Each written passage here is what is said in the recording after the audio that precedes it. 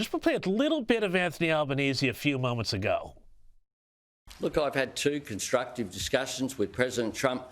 The way that international diplomacy works is that people have discussions at the diplomatic level, and then people come together when there is a solution. So that was Anthony Albanese earlier today, but people have said here, I've heard it said that really he's made a big mistake by leaving it too late, that he should have been trying to develop a relationship with the Trump campaign even before the election. Would that be a fair criticism? Yeah, James, that's the first time I've heard that clip. That's a fundamental misunderstanding of how international diplomacy works with Donald Trump. That's the textbook. What he's really saying there is there's supposed to be back-channel discussions amongst lower-level people, and then once you get close to an agreement, the principals come in to seal the deal. And maybe that is the textbook. That's not Donald Trump. Donald Trump wants to work with people directly. So the simple fact that Anthony Albanese hasn't been willing to sort of reach out beyond just those 2 phone calls and talk directly with Donald Trump probably is hamstringing their relationship. Yeah, fair enough. Look, I think that's about right. We know how much Trump values that personal relationship. Speaking of personal relationships, I want to talk about this other big story of the week, which is the leak of the Houthi strike plans on that Signal chat group. Now, that was reported by The Atlantic's editor-in-chief Jeffrey Goldberg. U.S. Defense Secretary Pete Hegseth has downplayed the leak, while President Trump came out yesterday saying that this was the result of a media witch hunt. Now, what have you made from this? I said earlier in the show that, yes, it's a big deal, but it's maybe not the murder charge that some of the left media have been trying to pin on the Trump administration here. Yeah, James, this one hits pretty close to home because I went through something similar to this when I was chief of staff. People wanted to text a lot in the White House, and there's certain restrictions on texting in the White House because of various rules regarding the preservation of documents and correspondence within the White House, the Presidential Records Act. So I really had to sort of come down on people and limit the use of texts. This is a technical violation. There's no question about it. It's a mistake. There's no question about it. They should not be using this particular app, period, end of story. But I looked at the texts, James, and I saw nothing of real world-ending import. So I get the fact the media wants to blow it out of proportion. A lot of the media in my country are blowing it out of proportion. And is it a problem that needs to be fixed? Yes. But it is not the type of thing that you're hearing about over here, that somehow it's going to take down the government or somehow we gave all sorts of secrets to our enemies. That's simply not the case. This was a technical violation. It needs to be fixed, but it's not that big a deal at the end of the day. Yeah, and don't you find it a little bit rich, Mick, that, you know, the same people are saying, oh, heads have to roll for this, and there need to be resignations and firings and God knows what else.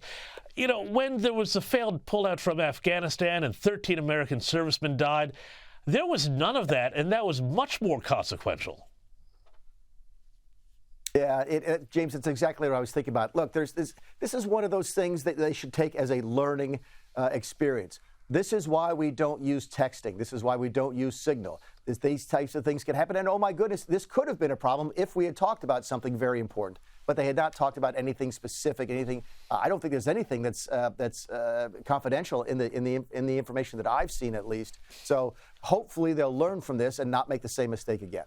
Yeah, now, Mick, I want to ask too, I know it's very early to be thinking about the midterm elections, but this story here out of Pennsylvania, potential early warning sign for the Republicans. Pennsylvania Democrat James Malone won an open Pennsylvania state seat in a special by-election. Now, some people are saying this could be a big warning sign to the Trump administration, the Republicans going into next year's midterms. It was in a very comfortably pro-Trump district. What did you make of that result? Should we take something from it? Is it a warning sign, or is it just kind of a weird outlier in some by-election in the middle of Pennsylvania? Yeah, you absolutely look at it, but to your point, whether or not it's an outlier in a by-election, you don't know yet, James. You have to see 2 or 3 of these things. Granted, Republicans would have wanted to win this seat, but it's hard with a sample size of 1 to know if you've got a trend. It could be this particular person was very popular. It could be somebody who's been deeply ingrained in the community. It could be a special sort of one-off type of thing.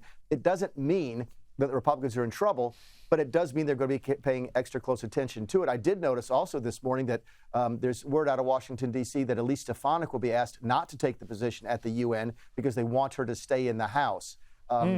You'd be looking for sort of rumblings from the Republicans saying to themselves, maybe we will have some difficulty going to the midterms. I happen to think, James, they're going to do very well. I talked to some Democrat pollsters who said that they thought the Republicans might pick up seats in the midterms, in large part because there's so many voters out there who might not like Donald Trump, but like that he's doing something. They're sick of electing politicians who say they're going to do one thing and then they do nothing, and that actually this middle-of-the-road, unaffiliated voter support for Trump and his party right now is as good as it was back in November. So we watch this. This is a data point. There's no question, but there'll be many more between now and November of 2026. Yeah, no, I think you're right there about that man of action thing being very much still in Trump's favor. But before I let you go, I want to talk about this great piece you wrote for The Hill this week, thehill.com. You said that one of the biggest things the Trump administration needs to get on top of is online fraudsters. You said that Americans have lost $12.5 billion, but probably more. But you also mentioned how the Biden administration turned consumer protection authorities into tools in its culture war against the right. Tell us about this, and what does the Trump administration need to do here? Yeah, I wrote the piece because a number jumped out at me that online fraud, international online fraud against Americans will be more than $12 billion this year. It was roughly $1 billion when I ran the CFPB, the Consumer Financial Protection Bureau, back in 2017, 2018. This is an entity that could have been used to help consumers against online fraud. And Joe Biden instead chose to use it to sort of pursue his social agenda, going after banks for not lending to illegal immigrants, for example. There's all sorts of things the government can be doing to help these people protect themselves against online fraud. And $12.5 billion at least stolen from Americans is just as important as closing a steel plant. So I hope the Trump administration is able to sort of undo some of the mistakes the Biden team has done and protect against international online fraud as much as they're protecting against countries who send us illegal immigrants or have high tariffs on our goods. That's a great point, Mick Mulvaney. Thanks so much for joining me, and enjoy the delights of Adelaide.